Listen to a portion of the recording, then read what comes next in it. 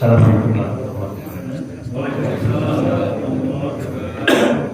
Bismillahirrahmanirrahim. Alhamdulillahirabbil alamin. Wassalatu wassalamu ala asyrafil anbiya'i wal mursalin sayyidina wa habibina wa maulana Muhammadin wa ala alihi wa sahbihi ajma'in. Asyhadu an la ilaha illallah wahdahu la syarika lahu wa asyhadu anna Muhammadan abduhu wa rasuluh. Qala Allah Ta'ala fi kitabihil karim wa huwa asyraful qailin. A'udzubillahi minasyaitonir rajim. Bismillahirrahmanirrahim. Wa yata'allana rabbukum la in syakartum la azidannakum wa la in kafartum inna 'adzabi lasyadid.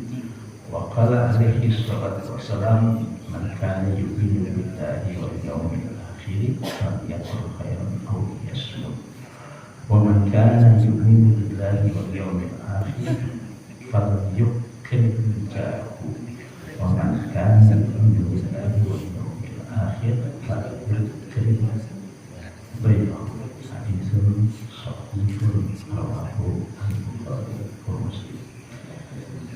Hadirin yang dimuliakan oleh Allah Subhanahu wa Ta'ala, terasa hari ini kita sudah memasuki hari yang keempat di bulan Dzulqa'dah. Berarti sedikit lagi kita akan memasuki 10 Dzulhijjah. Berarti hari raya Idul Adha. Mari sama-sama takbir ini kita mulai pertama kali dengan membaca Bismillahirrahmanirrahim. Selanjutnya mari kita membacakan surat Al-Fatihah. Langsung membaca surat Al-Fatihah ini kita berdoa dan memohon kepada Allah. Yang pertama, orang tua kita, guru-guru kita, keluarga kita, sanak famili kita, orang-orang yang pernah berjasa dalam hidup kita, atau siapapun jamaah dari Masjid At-Tur ini, dan siapapun yang pernah menyumbangkan sebagian harta, tenaga, pikiran, dan waktunya untuk kegiatan masjid ini, khususnya bagi mereka yang telah meninggal dunia, kita doakan, ya Allah, ampuni segala dosa, kesalahan dan kekhilafan selama hidup mereka, ya Allah. Ya Allah, terima semua kebaikan dan amal soleh serta ibadah yang dilakukan selama hidup mereka, ya Allah. Lapangkan dalam kubur mereka masing-masing, termasukkan mereka semua ke dalam surga-Mu, ya Allah. Dan juga ada di antara kita, orang tua kita, orang yang kita cintai, atau siapapun dari mereka tadi yang diuji oleh Allah dengan berbagai macam penyakit, baik penyakit lahir maupun penyakit batin, ya Allah, angkat dan sembuhkan penyakit yang diderita. Yang diuji oleh Allah dengan berbagai macam kesulitan hidup, problematika hidup, persoalan hidup, ya Allah, berikan solusi dan jalan keluar yang terbaik dan mulia menurut Engkau, ya Allah.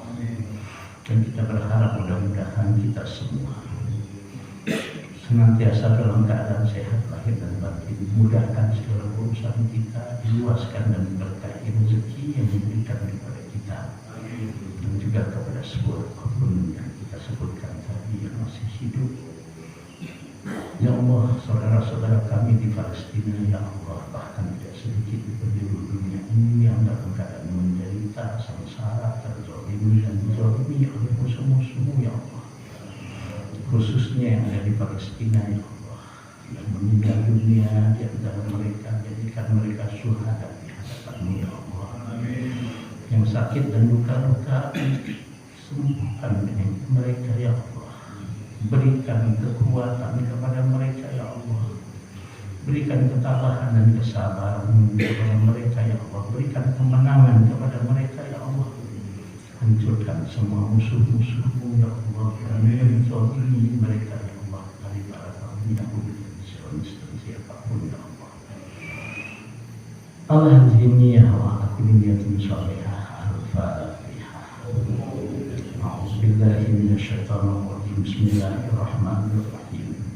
Alhamdulillahi rabbil alamin, arrahmanir rahim, maliki yaumiddin. Iyyaka na'budu wa iyyaka nasta'in. Ihdinas siratal mustaqim. Siratal ladzina an'amta 'alaihim ghairil maghdubi 'alaihim alaihim waladhdallin. Hari ini tema seperti yang sudah kita ketahui semua yang akan kita berbagi, dan mudah-mudahan ya, kita bisa tahu, mengerti dan pahami dan jiwai sehingga bisa kita amalkan dalam kehidupan kita, yaitu adab atau etika bertetangga. Jadi adab atau etika bertetangga. Terus terang, ya, ada satu ungkapan dalam satu kata syair, innamal umamul akhlaqu ma baqiyat fa inhum dhahabat akhlaquhum zahabu. Jadi dalam ungkapan kata hikmah ini dikatakan innamal umamul akhlaqu ma baqiyat.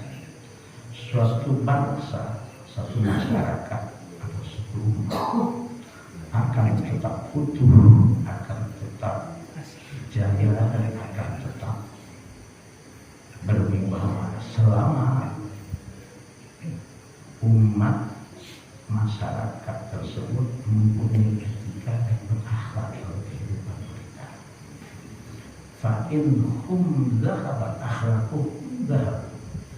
Kalau satu bangsa, satu masyarakat, kalau sudah tidak beretika lagi, sudah tidak beradab lagi, sudah tidak berakhlak lagi, para elitnya sudah tidak berakhlak, intelektual semuanya sudah tidak berakhlak, para politisi yang sudah tidak berakhlak, aparat dan penegak hukumnya sudah tidak berakhlak, para bisnis, para pedagangnya, para petaninya, bahkan maaf mungkin para pendidiknya sudah tidak berakhlak.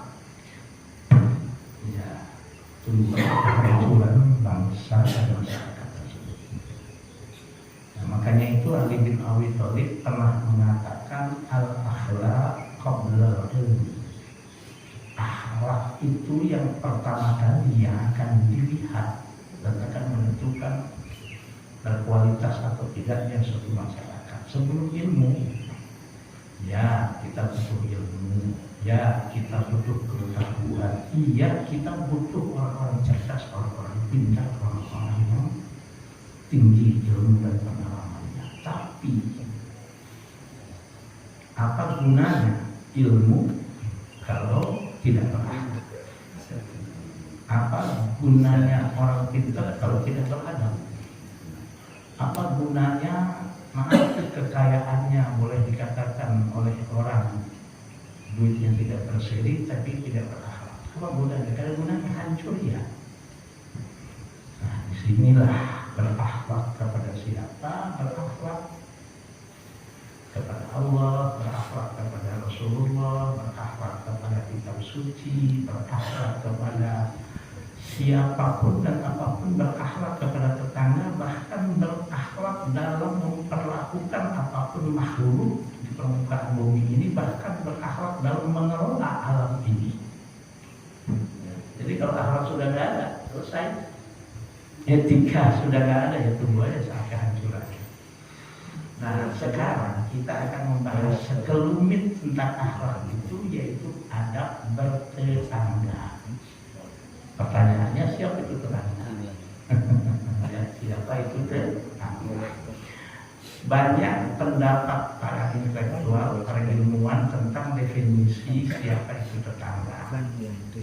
Yang paling gampang, yang paling mudah, tetangga itu adalah orang yang terdekat dengan kita, tempat tinggalnya, di mana mereka berada. Itu yang paling gampang secara umum. Siapa itu tetangga? Orang yang dekat dan paling dekat dengan kita dalam kehidupan kita sehari-hari, dalam kita berada dimanapun dan dengan siapapun. Itu secara mudahnya itu tetangga. Walaupun memang ada ulama mendefinisikan, salah satunya diantaranya para ulama Syafi'iyah mengatakan tetangga adalah orang yang di samping kiri, di samping kanan, di depan, di belakang, yang ukurannya maksimal 40 rumah dari tempat kita tinggal. Dan bilang begitu. Ada juga yang mengatakan tetangga adalah orang-orang yang kalau kita beribadah sesama kita, ya, dia satu masjid dengan kita, satu jamaah dengan kita.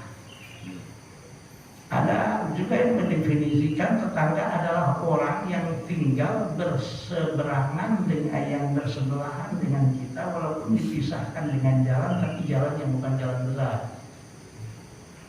Tapi kalau sudah dipisahkan dengan jalan besar, ya apalagi udah jalan tol, ya kayak di Jakarta itu kan banyak, itu ada itu yang tadinya nyatu atau yang tadinya di Pasar Minggu itu di Tanjung Barat, saya masih ingat banget itu ketika jalan tol dibangun gitu, banyak rumah-rumah orang digusur, sehingga ada Tanjung Barat itu jalan nangka dua, sebelah sini jalan nangka, sebelah sini jalan nangka, karena memang itu satu jalan tadinya sebelum dibangun jalan tol.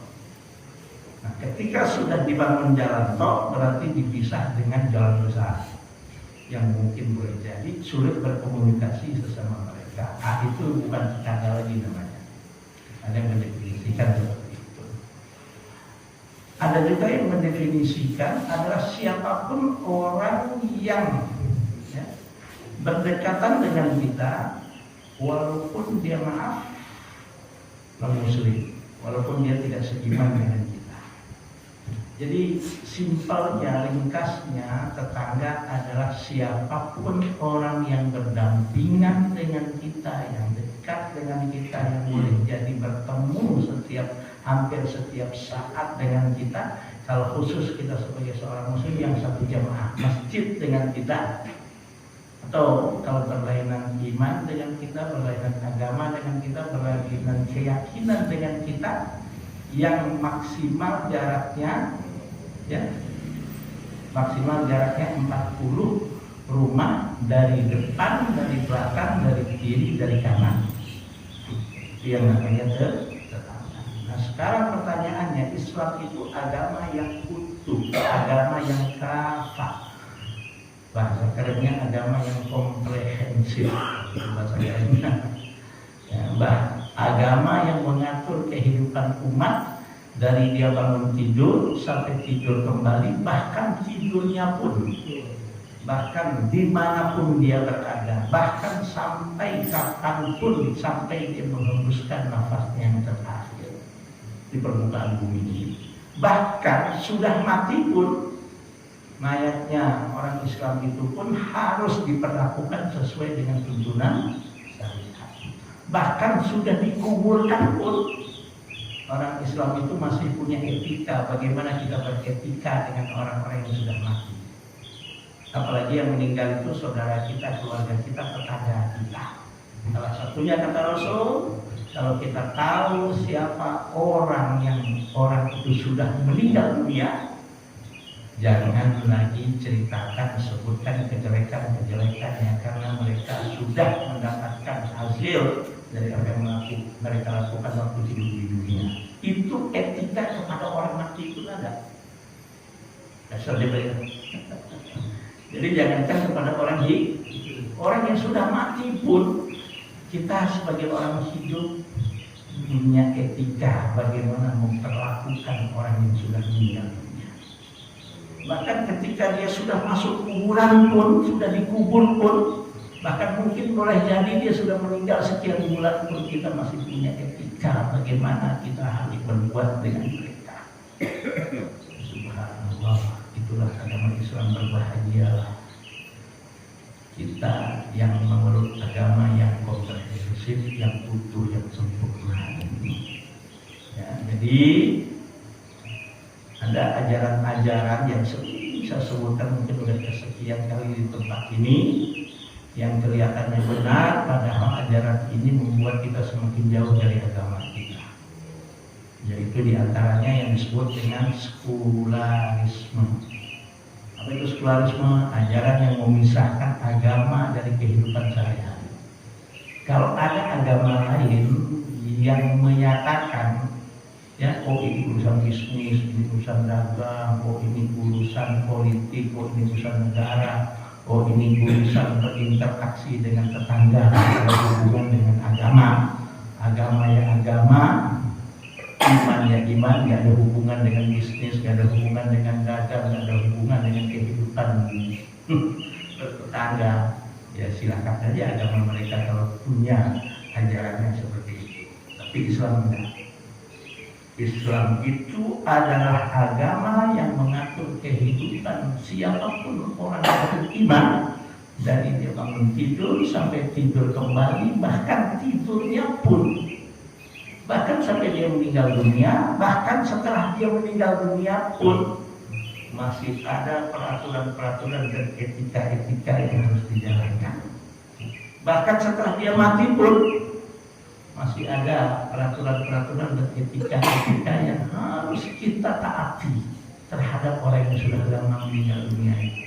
Minimal kalau yang meninggal dunia itu orang tua kita, guru kita, orang-orang yang pernah berjasa dengan kita, tetangga kita, sahabat karib kita. Ketika kita doakan mereka, doakan.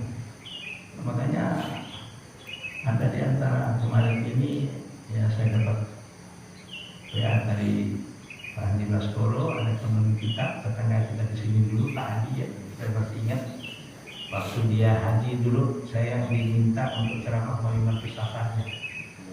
Saya masih ingat pada Jawa dan diingatkan juga oleh Pak Baskoro. Meninggal dunia, saya Pak Budori, Pak Icon pergi ya. Umur baru 53 tahun, informasinya yang saya dapatkan katanya gagal ginjal, itulah hidup Pak. Umur 53 tahun, kita nggak tahu umur kita gimana. Kepada orang-orang yang sudah meninggal pun Islam itu mengatur bagaimana etika kita, apalagi kepada orang yang masih hidup, apalagi kepada orang yang bersama dengan kita selalu. Nah, maka apa adab dan etikanya bertetangga? Sekali lagi saya kasih tahu Pak, ya, innamal umamu al akhlaqu ma baqiyat fa in hum dhahabat akhlaquhum dhahab. Satu masyarakat, satu bangsa akan kokoh dan akan tetap bertahan selama bangsa dan masyarakat itu beretika dan berakhlak. Siapapun dia dari unsur masyarakat itu, para pemimpinnya, para pengusahanya, para entrepreneurnya, para intelektualnya, para pemimpinnya, kalau ingin bangsa itu bertahan dan kokoh, siapapun yang hidup di negara tersebut, siapapun yang menjadi anak bangsa di negara tersebut, siapapun yang menjadi bagian dari masyarakat tersebut, akhlak yang menentukannya, etika yang menentukannya. Fa in hum dhahabat akhlaquhum dhahab. Kalau mereka sudah tidak berakhlak, ya, pedagang yang sudah tidak berakhlak, curang biasa, para politisinya sudah tidak beretika, para intelektualnya, aparat hukumnya, penegak hukumnya sudah tidak berakhlak, sudah tidak beretika. Etika itu sudah bukan nomor satu lagi dalam kehidupan. Ya sudah, dalam kata hikmah ini, ya tunggu aja kehancuran bangsa dan masyarakat tersebut. Tunggu aja akan datang kehancuran terhadap bangsa tersebut. Dan tidak sedikit bangsa dan negara itu bubar. Jadi yang ingin membuat suatu bangsa itu kokoh, pertahankan akhlak, pertahankan etika. Ya, kalau sudah coba satu masyarakat komunitas bertetangga, kalau masyarakat yang hidup di komunitas tersebut sudah kagak lagi saling menghargai, sudah tidak lagi saling menghormati, sudah lagi tidak berakhlak, bahkan saling bergunjing, bahkan saling menfitnah, bahkan saling menjatuhkan, bahkan saling mencari kekurangan, dan semua manusia pasti punya kekurangan, tidak ada yang sempurna. Ya kan, ketika kita menunjukkan telunjuk kita ke orang lain, kita tidak sadar. Lebih banyak jari kita nunjuk ke siapa? Kita nunjuk kita ke orang lain, nggak sadar. Minimal 3 jari kita ini yang nunjuk kepada kita. Ketika kita mencari aib orang, bisa jadi aib kita lebih banyak dari orang yang kita cari-cari aibnya. Betul nggak? Jadi orang-orang yang selalu mencari-cari kekurangan orang-orang yang selalu menggosip, selalu mencari-cari kesalahan orang lain, dia nggak sadar bisa jadi aibnya lebih banyak dari orang yang dicari aibnya.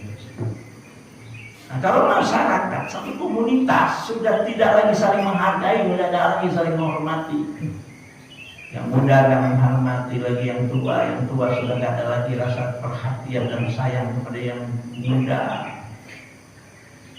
muridnya sudah nggak menghargai lagi gurunya sudah nggak peduli kepada muridnya, bapak sudah nggak ada lagi rasa sayang kepada anaknya, istri sudah nggak ada lagi rasa hormat kepada suaminya, suami sudah tidak ada lagi rasa hormat dan kepedulian kepada istrinya.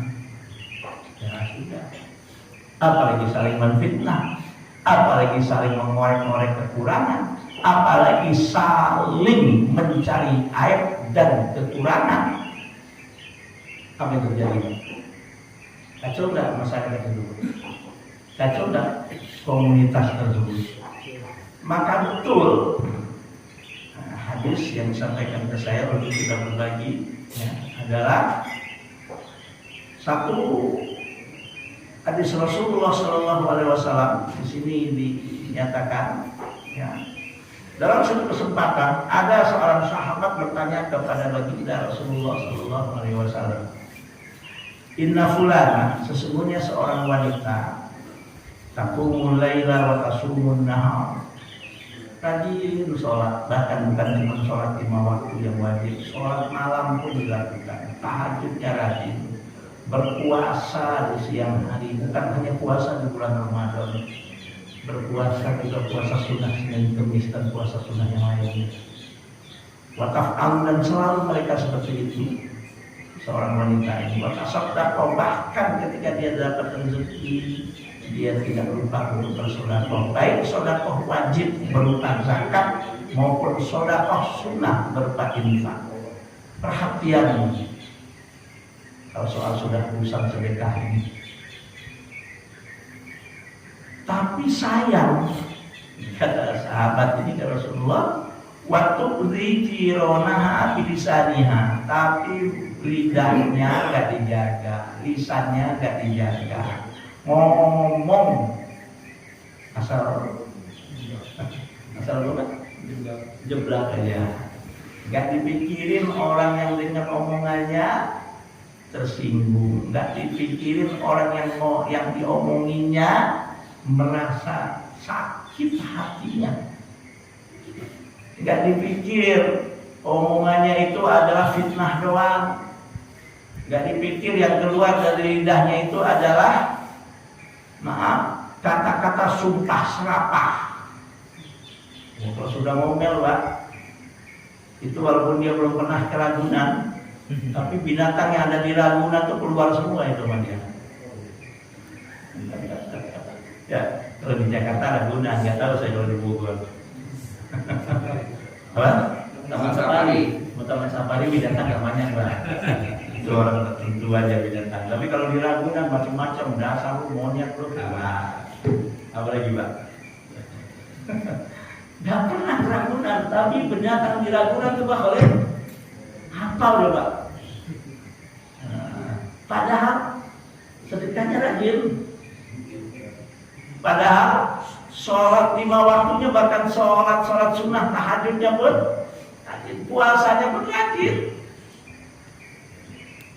Ya, artinya apa? Ya bolehlah hubungannya muamalah sama Allah yang bagus, tapi hubungan ma'al khalqinya, hubungan dengan makhluknya nggak beres.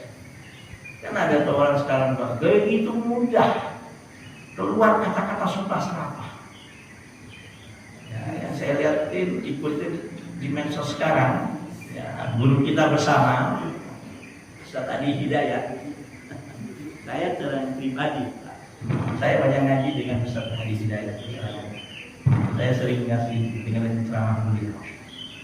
Saya kalau dengan ceramah beliau dengan istri saya, ini kapan saya bisa begini ya kayak beliau, pinter, jenius, gerakannya begitu kuat. Dan kadang-kadang saya kalau memahami sesuatu, saya bilang kayaknya saya nggak belum paham nih, ada ayat, ada hadis. Setel antaranya ceramah beliau. Ya ada lagi di ceramah Ustaz Abdul Somad, ceramah Syukron Mahmud, Profesor Dr.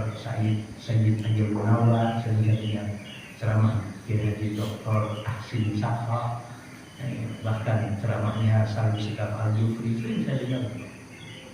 Nah, jangan Bapak bilang saya nggak belajar. Ya. Wah, saya kalau berusaha, kalau lagi kosong-kosong saya buka. Alhamdulillah sekarang nggak kayak dulu mau kitab. Sekarang ada Google. Tadi aja sebelum taklim ini saya baca dulu nih apa yang saya harus jelaskan. Yang penting tahu kata kunci ya Pak ya. Ada Google kok, apalagi sekarang ada AI ya namanya. Apa? Oh, Pak AI ya. Pak AI. Pak AI ini pintar ini sekarang ini. Lebih hebat dari Mbah Google ya. Apa aja. Tapi kadang-kadang tergantung siapa yang nyusul nih Pak ya. Saya pernah juga cari Google ingin mengetahui tentang sesuatu, loh kok kayak gini penjelasannya ya. Kadang-kadang tergantung siapa yang memahaminya. Kalau yang memahaminya, yang menulis informasi di Google itu maaf, orang yang tanda kutip secara akidahnya ajaran sesat, ya dia akan jelaskan secara apa yang dipahami. Ya, hati juga harus ada saringannya juga. Jangan semua yang di Google apa yang ada di Pak AI, ya itu di kalau mentah-mentah ya Pak AI ya. Harus ada saringannya juga. Coba. Ya kalau seandainya pun mungkin salah lah, seperti Hidayat itu misalnya mengatakan surat Al-Araf itu surat musik misalnya, ya jangan begitu juga lah. Sampai ada bilang Bapak Hidayat itu kafir, gila. Udah macam-macam dah. Orang jahil bodoh menyesatkan. Yang namanya manusia, siapa sih manusia yang tidak pernah harta ya Pak ya? Yang ngomong kayak gitu bisa jadi lebih dahsyat Pak kalau saya perhatikan. Nggak mikir kalau ngomong. Ada lagi sekarang lagi heboh-hebohnya di medsos juga masalah zuriat ya, yang disebut dengan yaitu Ba'alawi. Dahsyat lagi tuh Pak. Nggak ngikutin ya. Ya kan Pak ya? Yang mengatakan diri mereka Ba'alawi, keluarga Zuriatul Rasul, kaum habaib itu. Ya Allah, kok kita saling membuka kayak gini? Ini yang ketawa siapa sih Pak? Ya seandainya pun ada yang harus dikoreksi gitu, apa harus seperti itu gitu? Ya Pak ya? Ya kalau Bapak mau cari kekurangan saya, mau bejibun Pak. Kalau saya mau cari kekurangannya Pak Haji Hudori, banyak yang Pak Hudori ya. Manusia nggak ada Pak yang sempurna. Yang sempurna itu manusia nggak ada manusia yang sempurna. Nggak ada. Semua kita pasti punya kekurangan, punya kealfaan, baik sengaja maupun pasti. Kenapa kita masih dimuliakan orang Pak? Kenapa kita masih dihargai oleh orang lain Pak? Karena Allah masih menutupi aib dan kekurangan kita. Betul? Karena Allah masih menutupi aib dan kekurangan kita. Nah, usitu manafsi wa iya ya Allah. Maka di sini dikatakan ada seorang wanita sholatnya rajin, bahkan bukan cuma sholat fardu, sholat sunnahnya, tahajudnya, puasanya, bahkan puasa sunnah pun. Dan itu yang selalu dilakukan kepada hubungannya kepada Allah itu bagus. Bahkan dia pun bersedekah, tapi sayang waktu rijirona lisanah, dia gak jaga mulutnya. Sehingga banyak tetangga-tetangga, orang-orang yang di sampingnya, orang-orang yang mengenalnya tersakiti. Ada saya dengar orang bukan hoax, orang yang dikenal sebagai tokoh, sebagai pemuka agama, tentang dia punya perusahaan. Saya kaget Pak, di depan saya ngobrol sama anak buahnya, aduh dasar babi lu, anjing lu. pemuka agama, tokoh, iya betul, pengusaha. Kebetulan di depan saya, ya anak buahnya keliru, itu salah, membuat dia sakit membuat. Keluar semua dasar babi mau nyawa, kamu apa? Ada gunanya untuk anjing untuk. Tapi alhamdulillah bukan kita yang bayar, bukan bos kita yang bayar, bukan tetangga kita.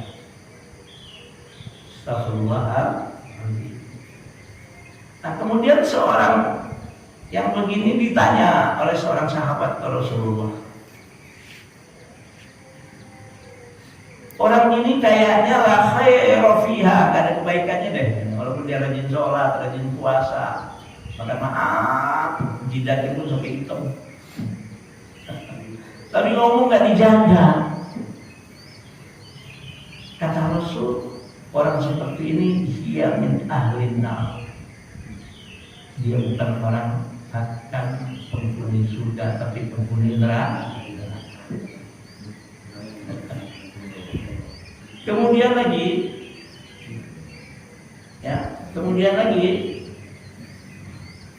qila, ya, wa fulana tusalli al-maktubah. Ada seorang wanita lagi, salat lima waktu dilakukannya, bersedekah bil infaq, wa tasaddaqu bil aswar, bersedekah dengan gandumnya, dengan makanannya, wala tu'zi jarha, wala tu'zi ahadan, tapi dia jaga mulutnya, Pak.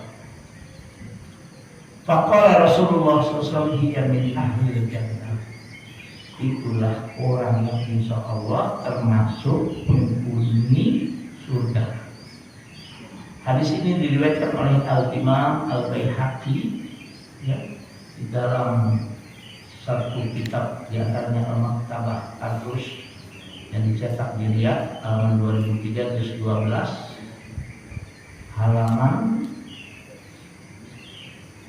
94. Ini yang diwayakan oleh Pak Ibn Zainah.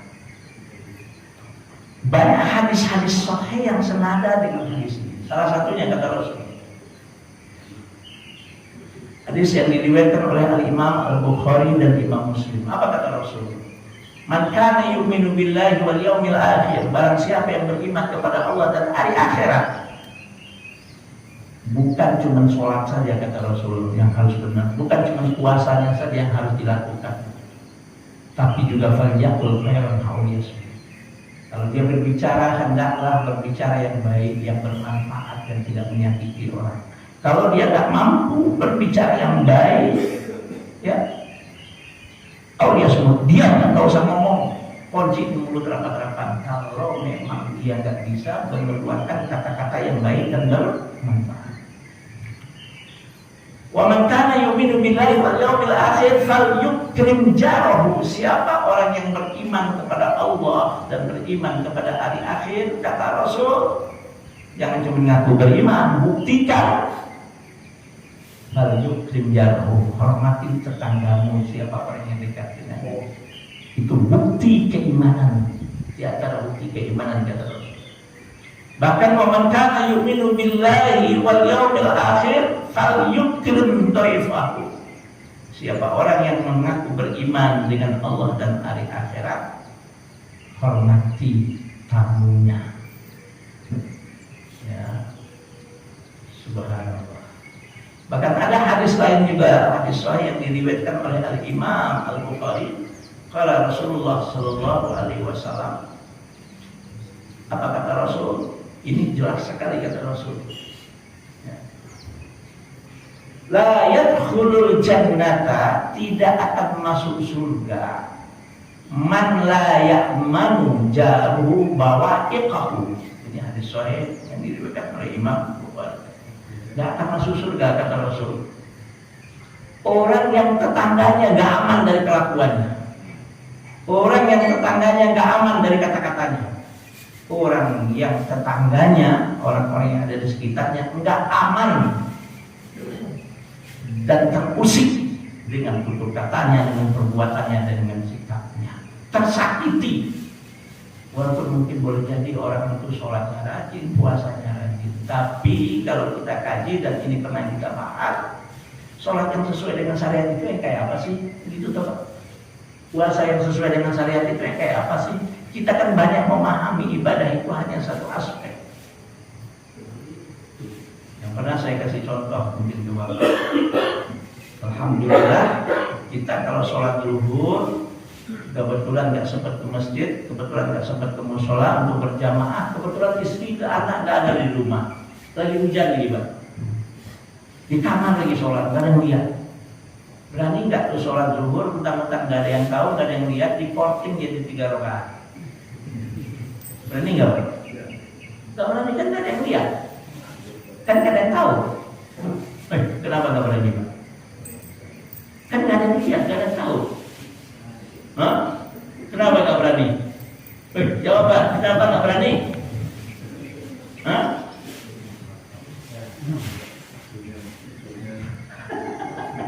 Pak Ijon, Pak Ijon, kenapa nggak berani Pak? Hah? Apa? Ada yang lihat? Ya. Pak Joko, kenapa nggak berani Pak Joko? Gak ada yang lihat? Ada yang lihat? Ya kan gak ada yang lihat, gak ada istri, gak ada anak, gak ada pembantu, di rumah semua sendirian, di kamar lagi.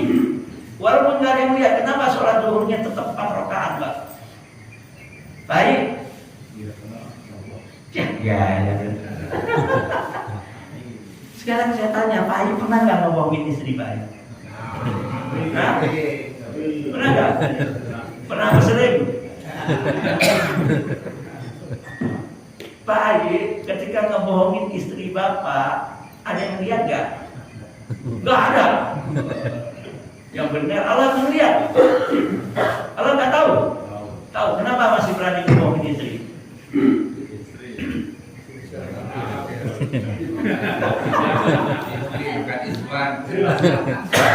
Gaya hilap. Paham ya? Ini contohnya. Kita beribadah itu nggak utuh gitu loh. Ini ajaran-ajaran sekuler kayak gini nih Pak. Oh sholat ya sholat, gak ada hubungan dengan kehidupan sehari-hari. Islam juga begitu.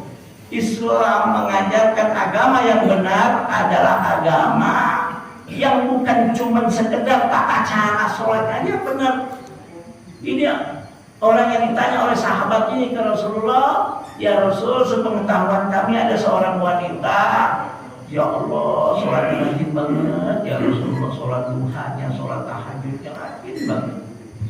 Bahkan ya Rasulullah, puasa sunnahnya pun rajin, bukan cuma puasa wajib di bulan Ramadan. Bahkan ya Rasulullah, dia juga bersedekah, berinfak, berzakat. Waduh, gak boleh ngelihat ada pembangunan masjid sedikit dah. Gak boleh ngelihat ada anak yatim sedikit dah.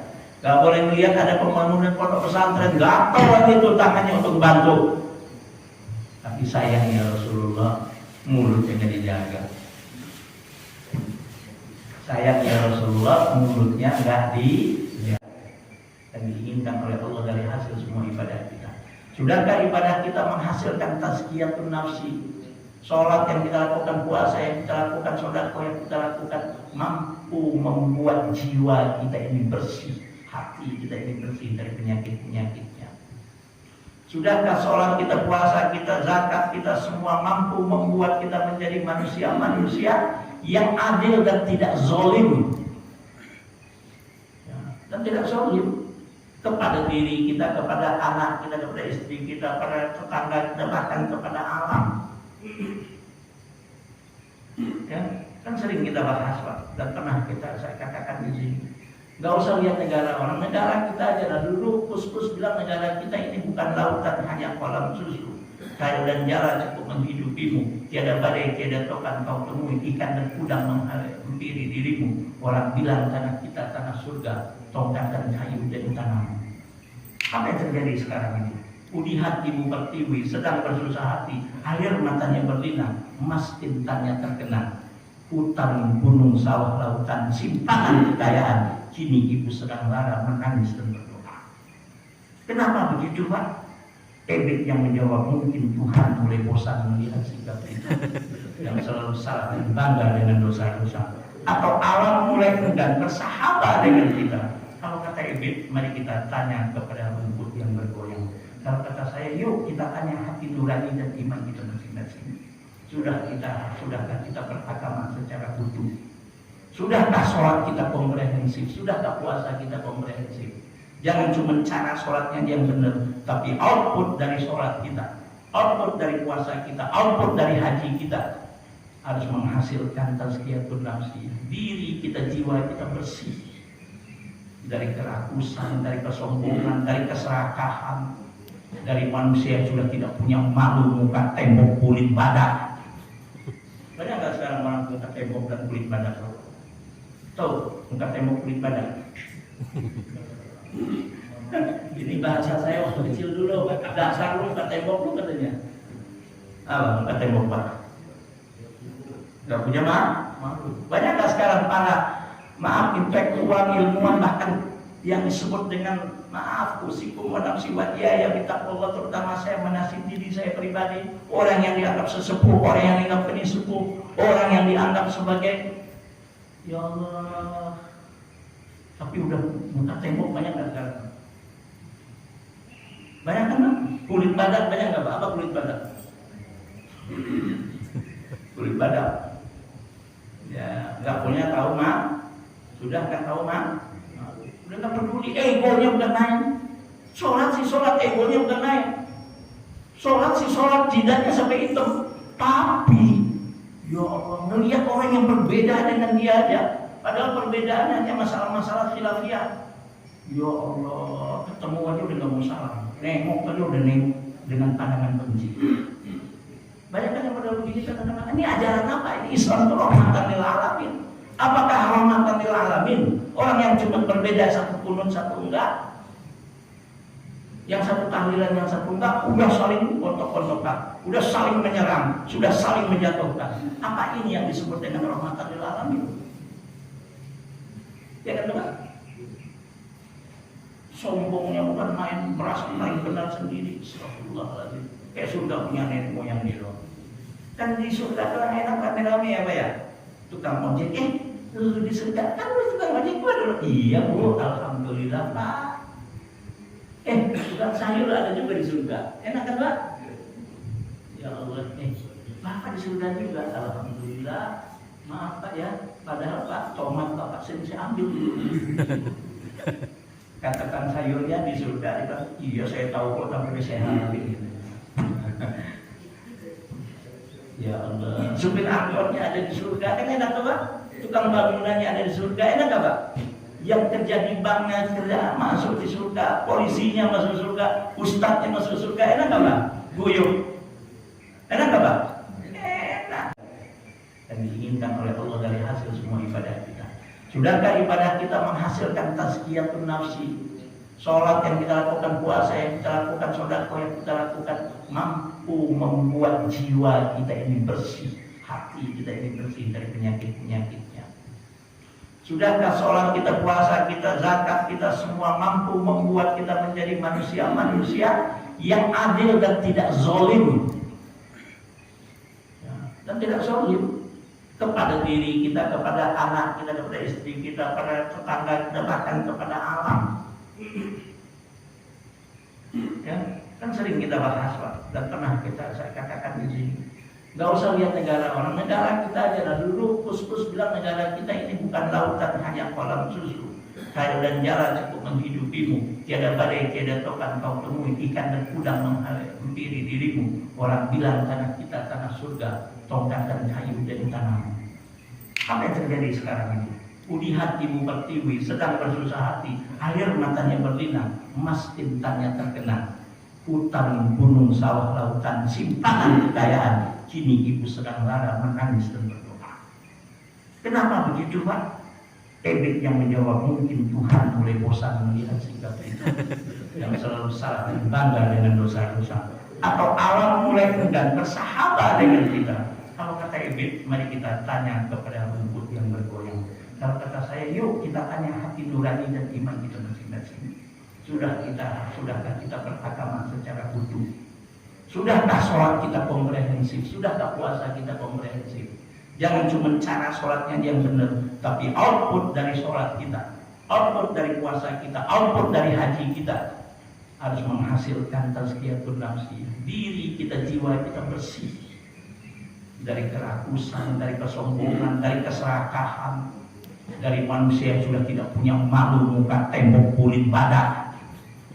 Banyak nggak sekarang orang muka tembok dan kulit badak? Tahu muka tembok kulit badak? Ini bahasa saya waktu kecil dulu. Dasar lu muka tembok lu katanya. Apa muka tembok badak? Gak punya malu. Banyak nggak sekarang para intelektual, ilmuwan, bahkan yang disebut dengan maaf usikum wa nafsi wa ya bitaqwallah, terutama saya menasih diri saya pribadi, orang yang dianggap sesepuh, orang yang dianggap penyusup, orang yang dianggap sebagai ya Allah, tapi udah muka tembok banyak nggak sekarang? Banyak kan? Kulit badak banyak nggak? Apa kulit badak? Kulit badak ya nggak punya tahu sudah nggak tahu udah nggak peduli, egonya udah naik. Sholat sih sholat, egonya udah naik. Sholat sih sholat, jidatnya sampai hitam. Tapi ya Allah, melihat orang yang berbeda dengan dia aja, padahal perbedaannya hanya masalah-masalah khilafiyah. Ya Allah, ketemu aja udah nggak mau salam, nengok aja udah nengok dengan pandangan benci. Banyak kan yang pada begini kata-kata, ini ajaran apa? Ini Islam itu rahmatan lil alamin. Apakah rahmatan lil alamin? Orang yang cuma berbeda satu kunut satu enggak, yang satu tahlilan yang satu enggak, udah saling kontok-kontokan, udah saling menyerang, sudah saling menjatuhkan. Apa ini yang disebut dengan rahmatan lil alamin? Ya kan teman? Sombongnya bukan main, merasa paling benar sendiri. Astagfirullahaladzim. Kayak surga punya nenek moyang gitu. Kan di surga kan enak rame-rame ya Pak ya. Tukang ojek, di surga kan lu tukang ojek gua dulu. Iya Bu, alhamdulillah Pak. Tukang sayur ada juga di surga. Enak kan Pak? Ya Allah, Bapak di surga juga, alhamdulillah. Maaf Pak ya, padahal Pak tomat Bapak saya ambil dulu. Katakan sayurnya di surga, iya saya tahu kok, tapi saya ambil gitu. Ya Allah, supir angkotnya ada di surga, enak gak Pak? Tukang bangunannya ada di surga, enak gak Pak? Yang kerja di banknya kerja masuk di surga, polisinya masuk surga, ustadznya masuk surga, enak gak Pak? Guyup, enak gak Pak? Enak. Tingkat sana biar terlihat. Ya, kalau ada yang mau ponakannya, anaknya, tetangganya, atau siapapun yang ingin masuk, silakan. Ya, sekarang itu banyak orang menganggap pesantren kalau murah ya kemurahan. Enggak Pak, enggak semua pesantren yang murah itu murahan ya, semua. Dan juga enggak semua pesantren yang mahal itu juga berkualitas, betul loh. Ini image di kita ini kadang-kadang pesantren itu cuma bayarnya segitu murahan, dianggap murahan semua. Enggak. Saya selalu kepada siapapun yang ingin masuk pesantren, Bapak Ibu siapa yang Bapak Ibu kenal, tetangga Bapak, saudara Bapak yang anaknya ada di sini. Kalau ingin tahu siapa dan apa Nurul Ilmi itu, tanya kepada yang ada jadi saya. Saya gitu aja Pak. Ya alhamdulillah saya bersyukur kepada Allah, walaupun baru mengeluarkan untuk tahun ini angkatan ke-6 sudah lebih 5 orang anak kita dapat beasiswa di luar negeri. Alhamdulillah. Dan untuk di UIN di Indonesia ini udah banyak merata. Ada yang di Malang, ada yang di Jogja, ada yang di Cirebon, alhamdulillah, ada yang di Serang, apalagi Jakarta, kampus-kampus swasta juga alhamdulillah banyak yang memberikan beasiswa. Dan salah satunya adalah Mamardai. Dan Mamardai itu alumni di saya Pak, mengambil jurusan kelas internasional, dapat beasiswa 100% di Taskia. Itu alumni Nurul Ilmi. Kenalkan Pak Mamardai banyak. Ada lagi di Chandra Loka itu ada perempuan. Ya, itu bapak ibunya lupa saya namanya, alumni kita alhamdulillah juga dapat beasiswa di jurusan IT, jadi Nurul Fikri. Ya, alhamdulillah saya bersyukur kepada Allah. Ya mudah-mudahan Azra juga jadi anak yang soleha. Ya bapak ibu tahulah kualitasnya. Ya, memang kita anak-anak ini kita buat mereka supaya percaya diri, karena saya belajar ada satu konsep namanya SQ, EQ, dan ada IQ. Tapi ada lagi sekarang SSQ, Skill as Soft Skill Question. Soft skill question itu dalam pendidikan itu apa? Soft skill question itu anak harus punya soft skill, percaya diri yang tinggi. Kalau kerja itu tuntas, nggak main-main. Itu harus dilatih, Pak. Bisa karena dia biasa. Tadi yang kita diomongin lagi laut sampai ngasih dan enggak ya, Pak. Nanti minta doa dan minta dukungannya, mudah-mudahan ya saya guru-guru diberikan kekuatan oleh Allah Subhanahu wa taala dari pondok pesantren Nurul Ilmi ini bisa melahirkan orang-orang yang insya Allah bermanfaat bagi agama nusa dan bangsa dan kebanggaan keluarganya, ibu bapaknya, orang tuanya atau siapapun ya, subhanallah, keluarga dan saudara-saudaranya dan masyarakat yang tinggal di tempatnya. Maaf lahir batin, subhanallah wa bihamdika, asyhadu an la ilaha illa anta, astaghfiruka wa atubu ilaik. Wallahu muwaffiq ila aqwamit thoriq. Assalamualaikum warahmatullahi wabarakatuh. Waalaikumsalam.